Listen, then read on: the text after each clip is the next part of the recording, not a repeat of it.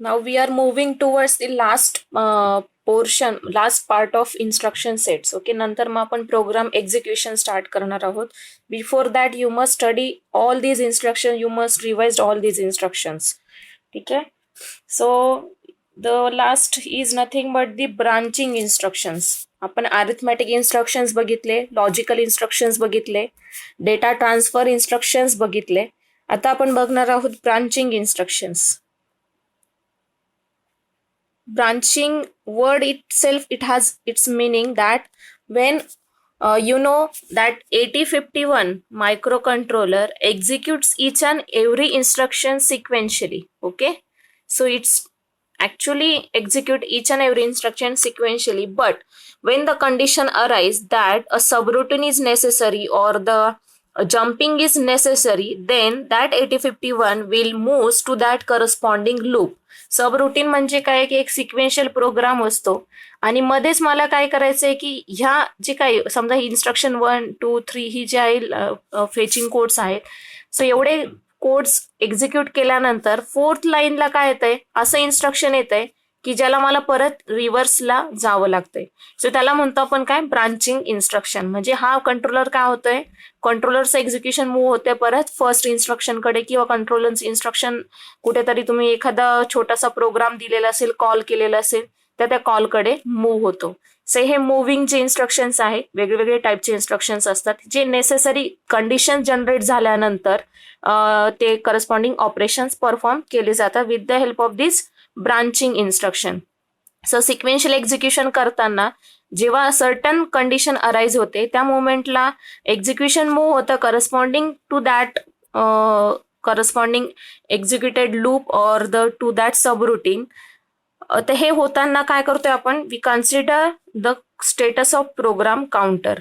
So program counter मध्ये काय होतंय, मग त्यावेळेस त्या मोमेंटला ज्या काही ज्याचं आपल्याला करस्पॉन्डिंग सबरुटीनला जायचंय त्या सबरुटीनचं काय होतंय, लोकेशन सेव्ह होत असतं in the programme counter.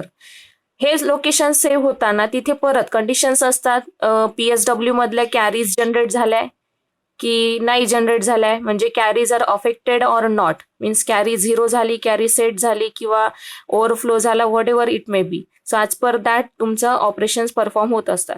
So branching instruction मध्ये बेसिकली 3 ब्रांच इन्स्ट्रक्शन्स आहेत. फर्स्ट इन्स्ट्रक्शन आहे जम्प इन्स्ट्रक्शन.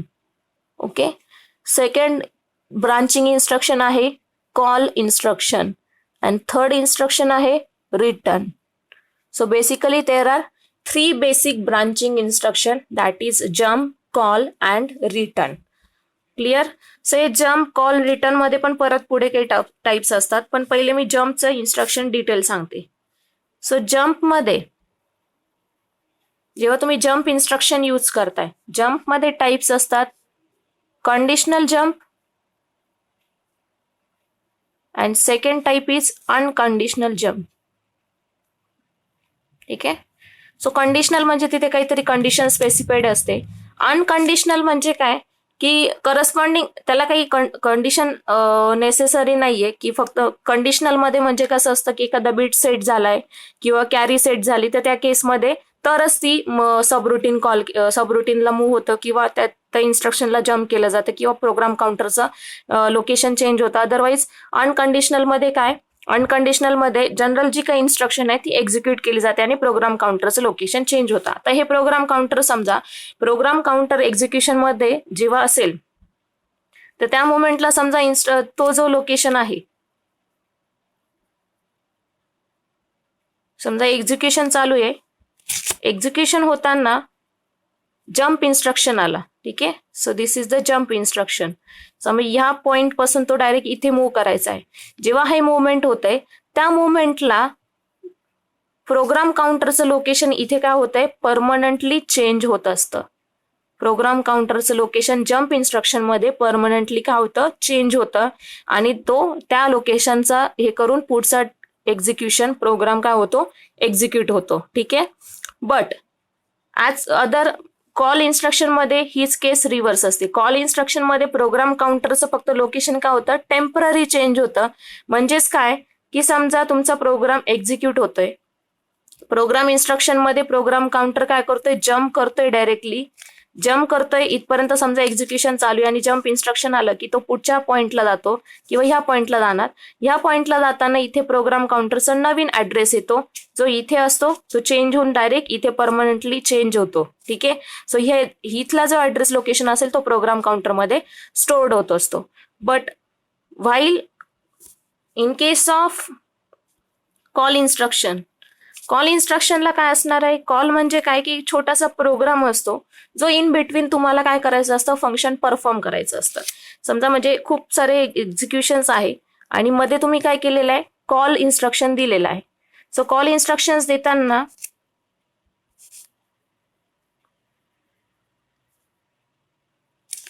कॉलमध्ये प्रोग्राम एक्झिक्यूट होतो. ठीक आहे.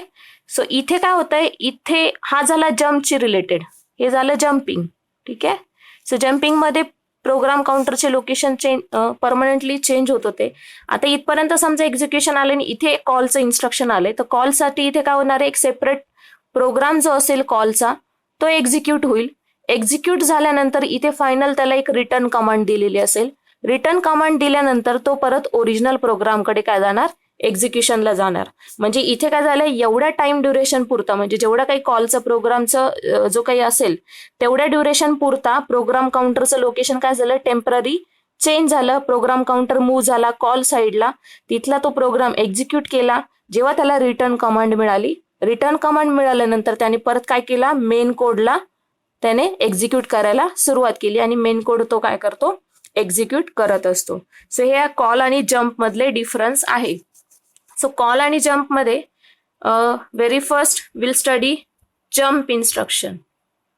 ओके. सो जम्प मध्ये मी ऑलरेडी सांगितलं 2 टाइप्स आहेत. एक आहे कंडिशनल जम्प आणि दुसरी आहे अनकंडिशनल जम्प. ओके.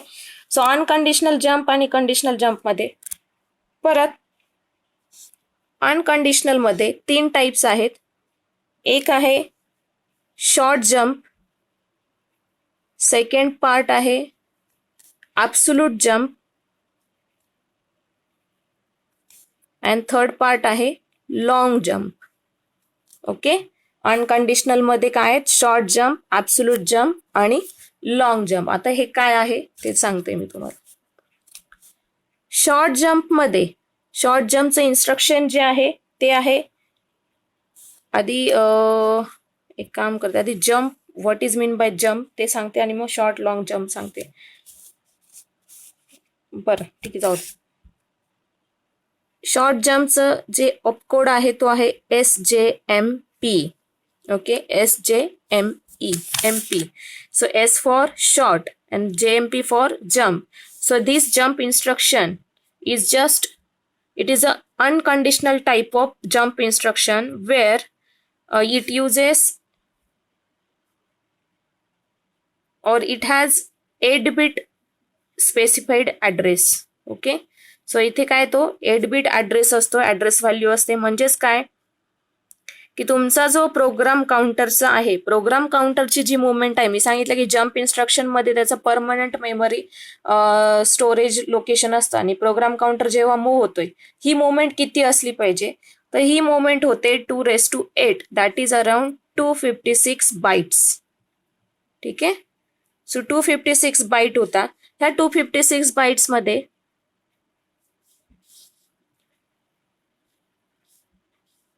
-128 बाईट ही एक मुवमेंट असते अँड +127 बाईट ही एक मुवमेंट असते. +127 म्हणजे 0 to 127 हा फॉरवर्डने मूव्ह होणार, फॉरवर्ड मुवमेंट होईल. आणि -128 म्हणजे ही रिव्हर्स मुवमेंट असते. -1 to -128 बाईट्स ही जी मुवमेंट आहे ती रिव्हर्स मुवमेंट असते, म्हणजे रिव्हर्स जम्प होते आणि फॉरवर्ड जम्प होते. सो ही जो पूर्ण टोटल स्पॅन आहे तो किती आहे, 256 बाईट्सचा. सो प्रोग्राम काउंटरचा जी मुवमेंट आहे ती चेंज होते from 256 up to 256 byte, that is varying from -128 bytes to 127 bytes. Clear. So हे सिम्पल जम्प इन्स्ट्रक्शन आहे, याच्यामध्ये तो 8-bit instruction jump address specified केलेला असतो. सो टोटल जो आहे हा जो आहे लेंथ जी असते याची ही 2 बाईट्सची असते. 2 बाईट्समध्ये काय असतं, जेव्हा तुम्ही इन्स्ट्रक्शन देताय S jump and whatever the address, तुम्ही इथे काय देताय ॲड्रेस. सो ॲड्रेससाठी त्याला काय लागतो, आपल्याला 1 बाईट लागतो आणि इन्स्ट्रक्शन सेव्ह करण्यासाठी 1 बाईट. सो टोटल हा तुमचा अपकोड जो झालाय तो किती झालाय, 2 बाईट्सचा झालेला आहे. ठीक आहे. सो हे जे आहे जम्पिंगमध्ये आयदर तुमचं 8 बिट स्पेसिफाईड ॲड्रेस असतो किंवा तुमचा असतो 11 बिट स्पेसिफाईड ॲड्रेस और तुमचा असतो 16 बिट स्पेसिफाईड ॲड्रेस. ठीक आहे. सो हे वेगळे वेगळे स्पेसिफाईड ॲड्रेस असतात. ॲज पर दॅट तुमचे जम्प इन्स्ट्रक्शन क्लासिफाय होता. शॉर्ट जम्पमध्ये तुम्ही जेव्हा 8 बिट ॲड्रेस स्पेसिफाईड करताय, तो 8 बिट ॲड्रेस स्पेसिफाईड होताना प्रोग्राम काउंटरची जी मुवमेंट आहे ती 2⁸ इतकी होते. That is around 256 bits, 256 bytes. So 128 and 127 पर्यंत त्याची मुवमेंट होते. नेक्स्ट आहे long jump type of instruction. Long जम्पच्या आधी आपण घेऊ ॲब्सोल्यूट जम्प. ॲब्सोल्यूट जम्पचं जे आहे ते AJMP, A for absolute jump. ठीक आहे. ॲब्सोल्यूट जम्पमध्ये ॲड्रेस स्पेसिफाईड जो आहे तो आहे 11 bit. It is again unconditional type of jump instruction. ठीक आहे. अगेन हा काय आहे, unconditional type of jump instruction आहे, where absolute value is return. ठीक आहे.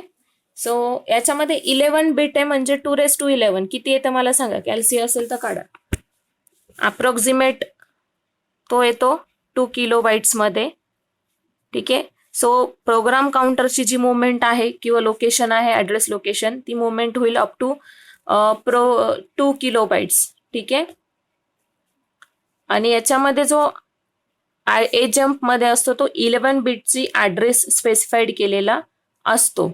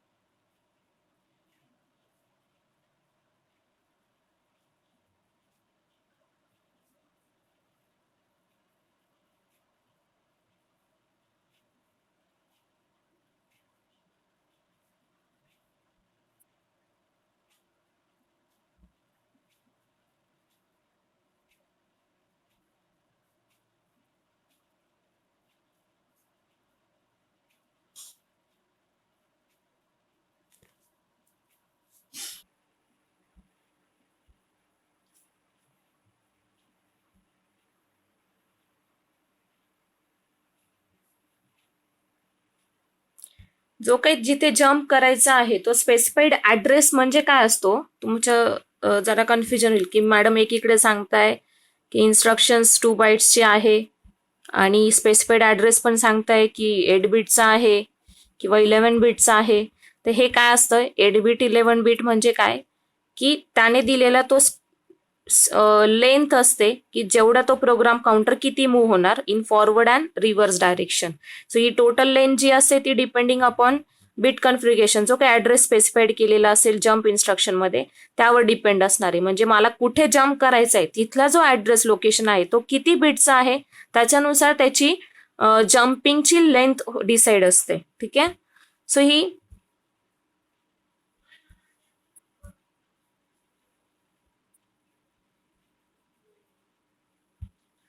सो आपण बघत होतो एस जम्प. एस जम्प मध्ये मी सांगितलं की हा किती करतोय, 11 बिट स्पेसिफाईड ऍड्रेस असतो त्याचा. 11 बिट ऍड्रेस स्पेसिफाय करतो इन्स्ट्रक्शन मध्ये, आणि त्यामुळे त्याने काय करतोय तो मुवमेंट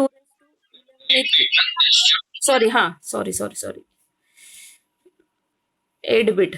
ठीक आहे. Address specified in the S jump indicates 8 bit specified address so that program counter can move up to 2⁸ value, that is 256 bytes. So एवढी लेंथ तो काय करू शकता, तुम्ही मूव्ह करू शकता. सो हे डिपेंड आहे, ह्या लेंथनुसारच तुमची प्रोग्राम काउंटरची मुवमेंट होईल. सो तुम्हाला किती रिक्वायर्ड आहे त्याच्यानुसार तुम्ही काय करतात, इन्स्ट्रक्शन्स यूज करू शकतात. Either you can use S jump, you can use a jump, और you can use long jump. Okay. So जर मला 16 बिट ऍड्रेस स्पेसिफाय करायचा असेल, किंवा address specified for the jump instruction is around 11 bit, then I will refer a jump. Okay. So that your program counter can move approximate value up to length up to 2 kilobytes. Then 16 bit असेल specified address, then I will use the instruction as L jump, that is long jump, where 2⁻16 किती येतात, 64, around 64 kilobytes. So एवढी तुम्ही काय करू शकता, programme काउंटरची movement करू शकता. So this all are the unconditional type of jumps. तिथे कुठे आपण कंडिशन मेन्शन केलेली नाहीये. बट कंडिशनल जम्प साठी जर कंडिशनल जम्प असेल तर वेगवेगळे इन्स्ट्रक्शन्स आहेत. त्यामध्ये पहिलं इन्स्ट्रक्शन आहे JNZ. Okay. JNZ means jump if not zero. If not zero म्हणजे काय, की कंटेंट ऑफ अक्युम्युलेटर, जेव्हा तुम्ही जम्प करताय त्या मोमेंटला अक्युम्युलेटर मध्ये जर व्हॅल्यू काहीतरी नॉन झिरो असेल, then and then the operation will be performed, that is jumping. ठीक आहे. सो त्या मोमेंटला ऑपरेशन कोणतं परफॉर्म होतं, जम्प ऑपरेशन परफॉर्म होतं. सो करस्पॉन्डिंग जो काही जम्प इफ नॉट झिरो मध्ये जो काही ऍड्रेस आपण स्पेसिफाईड केलेला असेल त्याच ऍड्रेसला काय होणार आहे, तुमचा जम्प इन्स्ट्रक्शन मूव्ह होणार. अदरवाईज तो मूव्ह होणार नाही. कधी, जर अक्युम्युलेटर मध्ये तुमचा नॉन झिरो व्हॅल्यू असली पाहिजे. नॉन झिरो व्हॅल्यू असली पाहिजे. Jump if not zero. Not zero indicates what, a contain some value. Opposite to that अजून एक इन्स्ट्रक्शन आहे जम्प इफ झिरो. ही झाली एक अनदर कंडिशनल जम्प, ज्याच्यामध्ये कंडिशन काय, that A must be, the content of A must be zero. ठीक आहे. सो अक्युम्युलेटर कंटेन ऍटलिस्ट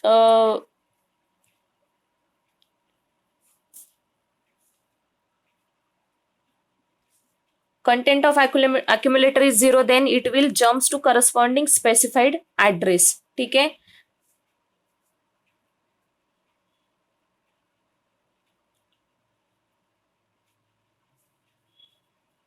समजा ऍझ्युम केलं आपण की आपल्याकडे अक्युम्युलेटर मध्ये डेटा अवेलेबल आहे 01H. ठीक आहे. सो आपल्याला इन्स्ट्रक्शन काय करायचे, jump if zero. Jump if zero साठी काय करायचंय, समजा एक सब रुटीन दिलेला आहे, आपण कॉल दिलेला आहे, एक सब रुटीन दिलेला आहे UP1 आणि दुसरा सब रुटीन आहे UP2. ही मुवमेंट करायची आपल्याला ह्या सब रुटीन्सला. हा, UP1 हे म्हणजे काय, name of that sub routine आहे. याचा त्या करस्पॉन्डिंग याला त्या UP1चा जो काही कोड असेल त्याला तो जम्प झाला पाहिजे. सो त्याच्यासाठी इन्स्ट्रक्शन सिक्वेन्स काय येणार आहे, तो चेक करेल पहिले जम्प इफ झिरो UP1. ठीक आहे. सो जर तो अक्युम्युलेटरचा डेटा झिरो असेल तर तो UP1 ला मूव्ह होणार.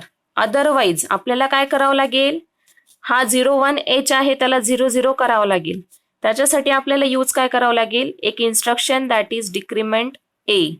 सो डिक्रीमेंट A केल्यानंतर तो कुठे जातोय, 00H कडे जातो, आणि मग तुम्ही काय करता, मूव्ह करता टू दी लोकेशन. ठीक आहे.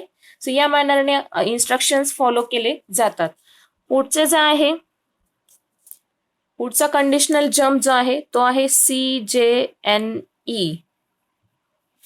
CJNE indicates compare and jump if not equal.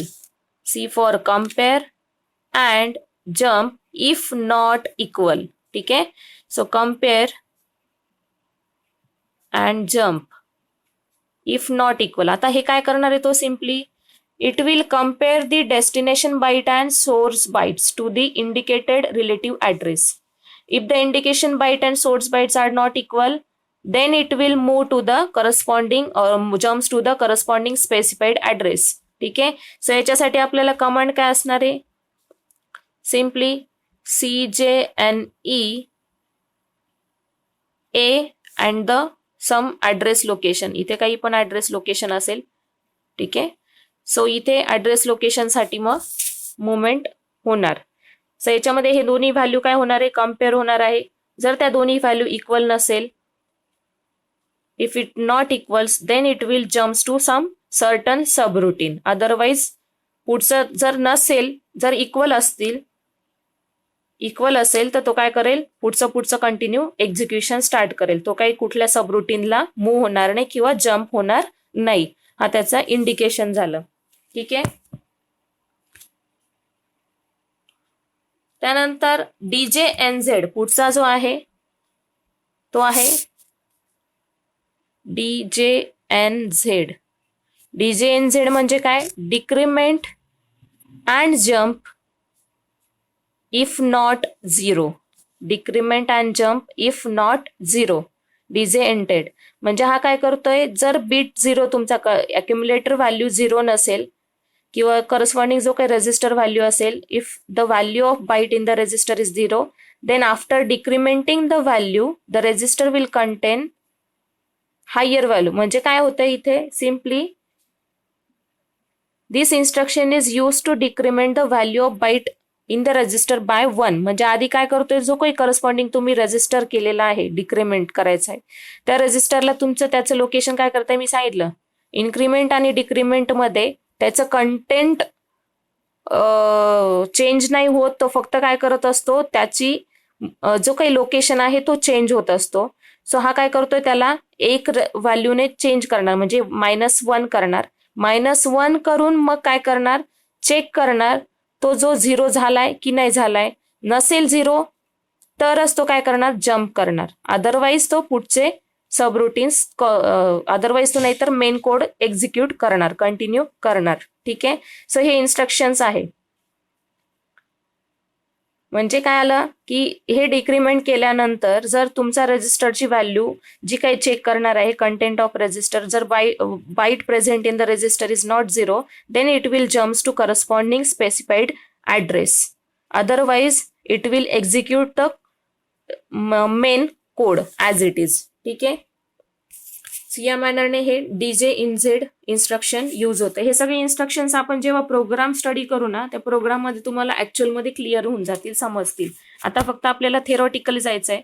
So comparison जर परफॉर्म केलं basic comparison between SJump, LJump आणि AJump तर SJump मध्ये मी सांगितलं all these 3 are the unconditional jump short jump long jump and absolute jump. SJump ही 2 byte instruction आहे. LJump 3 byte instruction आहे कारण 11 बिट कोड आहे त्यामुळे तो काय होतोय 1 बिट एक्सेस जातोय. 11 बिट मध्ये 8 बिटचा 1 बाईट असतो. आणि टोटल SJumpच्या इन्स्ट्रक्शनला तुम्हाला जे काही टोटल लागतंय त्याच्यानुसार तो 2 बाईट SJump साठी स्पेसिफाईड आहे. 11 बिटमुळे तो काय जातो 3 बाईट जातो. अशा प्रकारे इन्स्ट्रक्शन्स होता. मुवमेंट जे आहे SJump मध्ये -128 किंवा 127 प्लस 127 बाईट्सची असते. While in LJump it is around 64 kilobytes. ठीक आहे. आणि AJump मध्ये अराउंड 2 किलोबाइट्स मुवमेंट असते. प्रोग्राम काउंटर आणि अनकंडिशनल असल्यामुळे कॅरी इज नॉट अफेक्टेड. ठीक आहे. त्यानंतर छोटे छोटे इन्स्ट्रक्शन्स राहिलेले आहेत. त्याच्या आधी आपलं एक राहिलंय कॉल. कॉल मध्ये आहे A call instruction and L call instruction. Same जसं तुम्ही ऍब्सोल्यूट जम्प आणि LJump बघितलं सेम तसंच. ए कॉल मध्ये इथे कन्सिडर किती घेतो तो स्पेसिफाईड ऍड्रेस 11 बिटचा. L कॉल साठी तो घेतो स्पेसिफाईड ऍड्रेस अराउंड 16 बिटचा. ठीक आहे.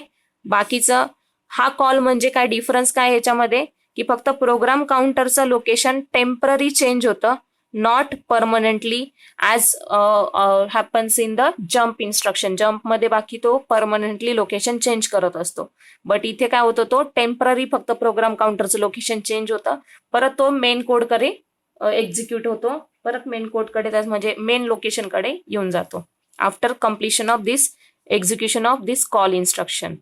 हा कॉल आणि जम्प मधला सिंपल डिफरन्स आहे. त्यानंतर छोटे छोटे इन्स्ट्रक्शन्स राहिलेले. छोटे छोटे मध्ये CLR clear bit. Clear bit म्हणजे काय, हा रिसेट करतो झिरोला. इंडिकेटेड जो काही बीट असेल त्या बीटला तो झिरो करतो. ठीक आहे. त्यानंतर CLRC हा काय करतोय, कॅरीला क्लिअर करतो. ठीक आहे, हा कॅरीला क्लिअर करतो. त्यानंतर CPL कॉम्प्लिमेंट स्पेसिफाईड बीट. आता मगाशी मी सांगितलं कॉम्प्लिमेंट म्हणजे इन्व्हर्जन परफॉर्म करतो. ठीक आहे. CPL कॅरी ऑल्सो ते पण ऑपरेशन परफॉर्म होतं. त्यानंतर अजून एक इन्स्ट्रक्शन आहे सेट बीट. ठीक आहे. सो हा काय करतोय, बीट व्हॅल्यूला इंडिकेट करतोय. तो आयदर सेट म्हटल्यानंतर तो बीट व्हॅल्यू काय झाली पाहिजे, सेट टू 1, अदरवाईज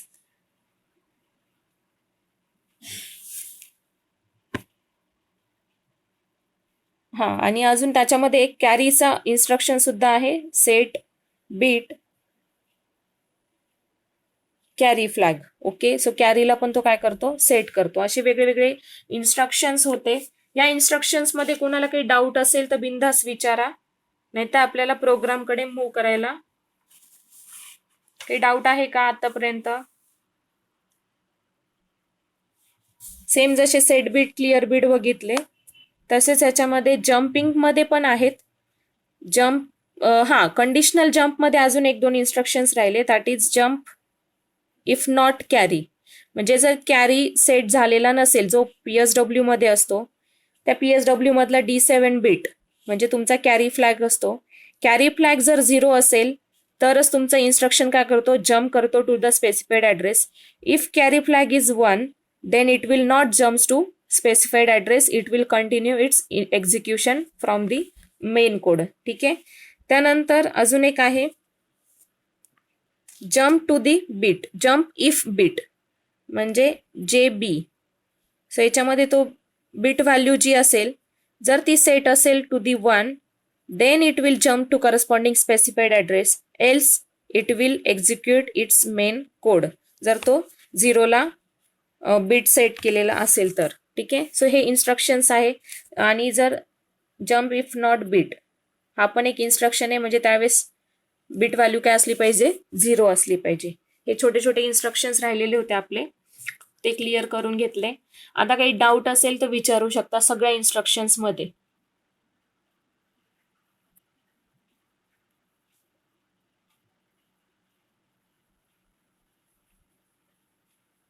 आता जेवढे इन्स्ट्रक्शन्स झालेले आहेत ते सगळे तुम्हाला एका नोटबुक मध्ये लिहायचे आहेत. हा 2-3 लेक्चर्स पासून आपण सगळे इन्स्ट्रक्शन स्टडी करतोय, ते सगळे 1 बाय 1 लिहायचे. त्याचे फंक्शन्स तुम्हाला नोट डाऊन करायचे आहेत. काय जी माहिती असेल तुम्हाला इन्फॉर्मेशन ती लिहून ठेवायची आहे. हा जेवढं समजलं असेल तेवढं तितकं नोट डाऊन करून ठेवा. मग आपण ऍक्च्युअल प्रोग्राम एक्झिक्युशन कडे जाऊ नंतर.